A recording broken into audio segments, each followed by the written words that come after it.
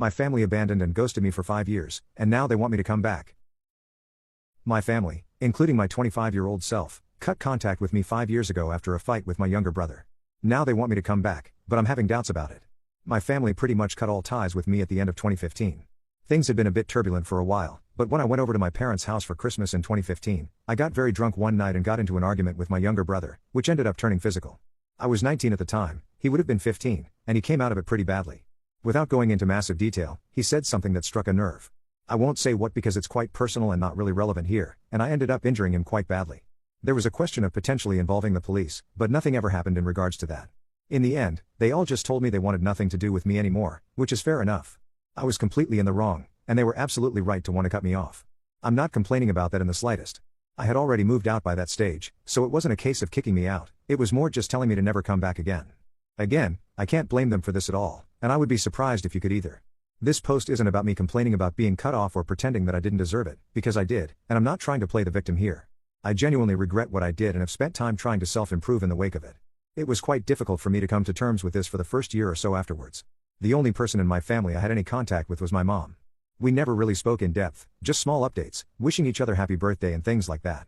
Honestly, though, after that first year, things have gotten so much better for me. I stopped drinking, which was the root of a lot of my problems. I got my head down and ended up doing very well at uni. I now have a job that I love, and I've been with my girlfriend for the best part of 4 years, and things are absolutely great. To be brutally honest, I don't miss my family. My relationship with them hasn't been great for a while before the fight, and as far as I was concerned, I didn't miss them, and they didn't miss me. Being on a non-con basis with all of them, apart from occasional contact with my mom, was for the better. However, over the last few months, my mom began messaging me more frequently and asking more personal questions about my life, my work, my relationship, etc. I thought it was just boredom on her part, but she maintained it for a while and began to introduce the idea of me coming back to visit her at some point, which I always shrugged off. She started to persist with it, and then yesterday it all came to a head when she added me to a WhatsApp group chat with the rest of the family. I was then told how they had all come to a family decision that 5 years was enough, and my brother had found it in his heart to forgive me for what happened, and that they wanted me to come home at some point to catch up on lost time. These are all quotes from what they sent me. I didn't say much, I just said I wanted time to think. I'm quite torn on this now. Part of me feels like I'm obliged to go along with it. They cut contact with me because of my own actions, and if my brother's forgiven me and wants to re-establish contact with me, then it's my duty to do so. On the other hand, I feel like since contact was cut, my life improved a lot. My relationship with them had always been on a downward slope for a fair bit of time beforehand, and I just haven't found myself missing any of it. That's why I'm asking for advice. Would you say that I'm obliged to go and re-establish contact because it was my fault that contact was cut, or do you think it would be acceptable for me not to do so? I don't think OP is wrong for being hesitant about reapproaching his family. While it would be cool to see a family come back together, I do understand if OP wants to stay separated for now.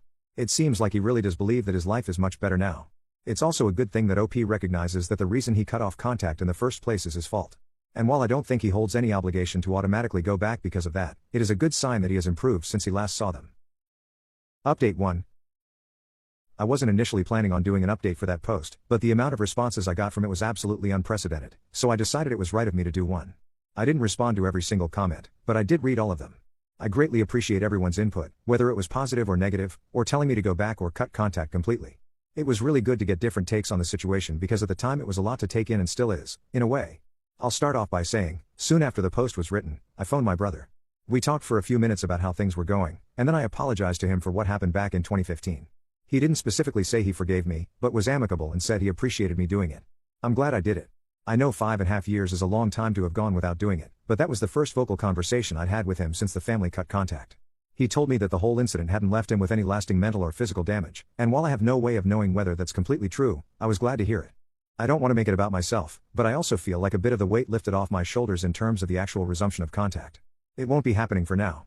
After a few days of talking to the family as a collective in the group chat, which I've now left, as well as some individual conversations with the different members, I told them I was happy to increase contact with them through messaging.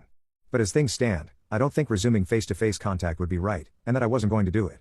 As I stated in the initial post, I was already having severe doubts about it, and the conversations I had with them pretty much made up my mind for me. I'll list a few examples of it here. Much of the discussion I had with family was done through a group chat in which I was added to by my mom. This group chat also contained my dad and my 2 brothers. The group chat was titled Reunion, so it was pretty obvious what their intentions were. The initial language used by them when I was added bothered me. I gave some examples of it in the original post, things like my mom saying my brother had found it in his heart to forgive me and them coming to a family decision that 5 years was enough. It made it seem like there was no chance of it being a normal family relationship at all, and that I would always be indebted and subservient to them in some form for that. As I said, I had no issue with being cut off and felt they were pretty justified in doing so, but that doesn't mean I would be prepared to come back and be in a constant state of owing one and likely being made to feel pressure to do things for them because they were oh so kind to find it in their hearts to let me back. This sort of language continued throughout my being in that group chat. Some more examples are being told that I had lots of work to do if we wanted to have a normal relationship. Notice that they didn't say we, and I was also compared to the prodigal son multiple times by my very religious parents, which made me think they were doing it for their own spiritual reasons rather than actually being interested in having me back as a part of the family. The final nail in the coffin was when I specifically expressed doubts about it. My dad said, "After all you did to us as a family, we've decided to let you back in," and then pretty much went on to tell me that I should be biting their hands off for a chance to make amends and that I was ungrateful for not doing so. I told them I was backing out of it pretty soon after that. A few of the replies to my original post asked if any of them needed an organ. I initially brushed this off as a joke, but after some of the conversations I had, I genuinely think it's possible that it's true. My girlfriend is also a big reason why I was initially having doubts, and a couple of things that were said by my dad completely reinforced these. I 100% know that he would dislike her, not through any fault of her own, but mainly because he has some very old-fashioned views on women, and he's also quite racist. She is only half white, and when I was younger, my dad made it pretty clear that he didn't want me to date outside of my race. In the group chat, he described her as my exotic girlfriend and made a couple of very stereotypical assumptions about her based on her race, which made it pretty clear to me that he still found it wrong and abnormal of me to be with a girl who isn't completely white. If I resumed a somewhat normal father-son relationship with him, I'm almost certain he'd try to interfere in some way or at the very least encourage me to end things with her. It's not like I've only been seeing her for a month either. We've been together for almost 4 years and have discussed marriage, so she absolutely takes priority over the family. Those are the main reasons behind me choosing not to go down the route of face-to-face contact with the family. There are a few other things too, such as the fact that they seem awfully interested in grandchildren who don't even exist, and also that I suspected that it was all my mom's doing and the rest of the family weren't that interested. I'm fairly sure she was feeding the others lines. My 14-year-old brother was typing an awful lot like my 45-year-old mom, let's put it that way. With all these factors combined and my initial doubts about it, they made my mind up that I wasn't going to resume face-to-face contact. I messaged them, telling them that while I did appreciate them trying to get me to do so, I just had too many doubts about it to go and start meeting with them face-to-face or going to their house. I did say that they all had my number now and were free to text me at any point if they wanted to talk, and then left the group chat. I know they've all read it because they've all been online since I sent it, but I haven't had a single message from any of them. To be honest, I'm not sure if I ever will, and yet I can't really say that I feel sad about it. I'm glad I've apologized to my brother, and if that's the end of all contact with them, then so be it. It is what it is. My mom was contacting me every day in the month leading up to her deciding I should start seeing the family again. Now it's beginning to seem to me that she was doing so because she wanted me to return to them on my hands and knees, groveling and begging for forgiveness. Things certainly began to turn a bit sour when it became clear that I wasn't going to do that. Perhaps she sees it as the final betrayal and wants nothing more to do with me. Now, at the end of the day, I'm never going to pretend that they were for a second wrong for cutting contact with me.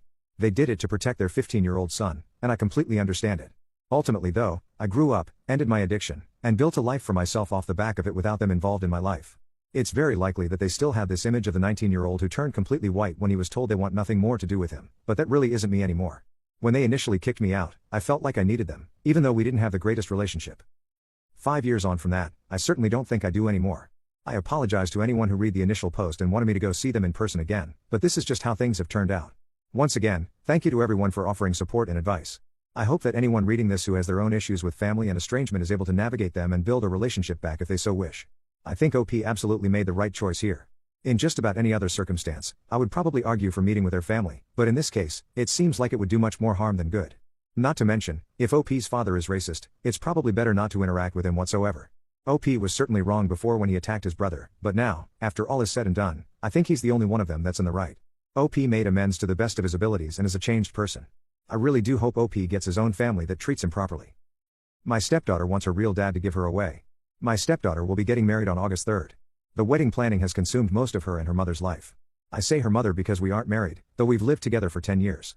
For the past 6 months, my stepdaughter graduated last December from university. I paid for her to go to college, though it was a state school. I still ran $40,000. She does not have a job and has been living with us for the duration of her college career and since her graduation. I also bought her a car to get back and forth from school when she finished high school. From time to time, her deadbeat father would pop into her life, and she would fawn all over him, although he has not contributed a cent to her education or paid any child support. Though that is my girlfriend's fault as child support was not part of the arrangement, she still loves him and wants him in her life. He stays long enough to break her heart by skipping town and breaking some promise that he made her. The wedding venue holds 250 people max. I gave them a list of 20 people that I wanted invited.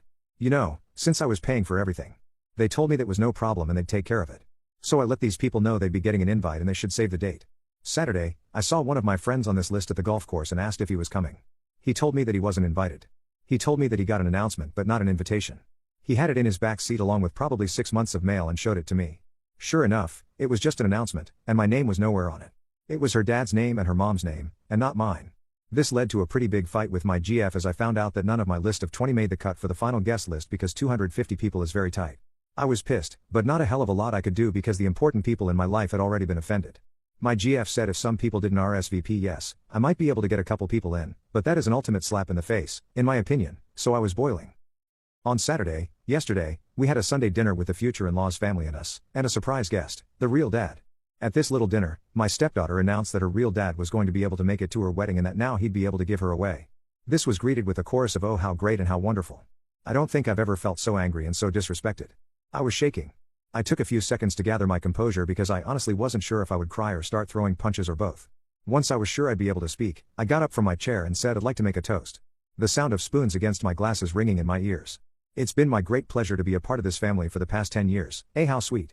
At this point in my life, I feel I owe a debt of gratitude to the bride and groom because they have opened my eyes to something very important. Confident smiles exchanged. They have shown me that my position in this family is not what I once thought it was, and now a glimmer of confusion and shock begins to spread across the faces in the room. Though I once thought of myself as the patriarch or godfather of the family, commanding great respect and sought out for help in times of need, it seems that instead I hold the position of an ATM, good for a stream of money but not much else, as I've been replaced as host both on the invitations and in the ceremony. I am resigning my financial duties as host to my successor, real dad. So cheers to the happy couple on the path they have chosen. I finished my drink. You can all let yourselves out. Is this selfish? I'm supposed to shell out 40 to 50 grand for a wedding that I can't invite anyone to that I'm not a part of. I'm so done with this. I'm done with my stepdaughter. I'm done with my GF. I transferred the money out of our joint account last night. She has not had a job since she moved in with me. This morning, I called all the vendors I had written checks to for deposits to refund my money. At present, it looks like I lose around $1,500 for the venue, but the other vendors have been great about refunding. I hate to say it, but I seriously doubt that OP was that well spoken in that moment. It sounded like he was absolutely fuming and barely had control over his own emotions at the time. So I doubt he'd be able to word something that well. But that's not why we're here. This situation is still very unfair. I do think it's pretty ridiculous how OP's GF and stepdaughter expect him to pay all this money while not being able to really have any concessions of his own. And while I do understand that it is not OP's wedding, and rather his stepdaughter's, I do believe he's owed at least a little gratitude for funding the entire wedding. Update 2. The immediate aftermath was a tantrum and people sitting there mumbling while not actually saying anything to me, but to each other. After much yelling with my GF about me being selfish, I spent the night in my home office and no one knocked on my door not once. Today's aftermath is kind of depressing for me. GF bought me the bride's wedding planner to show me how much work I was running. I thumbed through it, found a page on the music section for father/daughter dances. All the songs were catered to real dad's taste, so I thought they were just being disrespectful, but now I feel like they never really cared at all, especially since the menu included 2 ingredients I'm allergic to. That actually made me laugh. Either way, I'm glad to be done. I returned to the planner and asked her when she and the bride could move out. Also, I never promised to pay for the wedding. I offered them the use of my home when they were sure it was going to be small, but other than that, all I've heard now is it's the bride's family that should pay. So let it be the bride's family then, aka not me. I do think this is another one of those situations where it is in OP's best interest to just get out. Final update. Girlfriend and bride are now moved out. They are moving in with the groom. It was very hard not to be petty with some of the belongings they took with them, but it's done. And I switched out the locks. Now it's time for a brew. I can't believe how popular this story got, but I feel good to be given support by so many. When I find out what happens with the wedding, I will let you know, but I can't guarantee that I will put in the effort to find out. From what I've heard, they are trying to scale things back and get his parents to help out. GF burned bridges when I found out she tried to write herself a check on our joint account the day after the unpleasantness. By then, I had already moved my money, so I guess I'm a bigger jerk than her. But I could feel it coming. That's all, thanks. I think scaling things back is probably a bit of an understatement. Suddenly, the financial responsibility falls on someone else's shoulders, so I don't think that anybody else is going to cover it just as much as OP did, especially on such short notice. Also, I hope that all of the money that OP moved out of the joint account was actually his, otherwise, that's going to have some really bad legal repercussions down the line.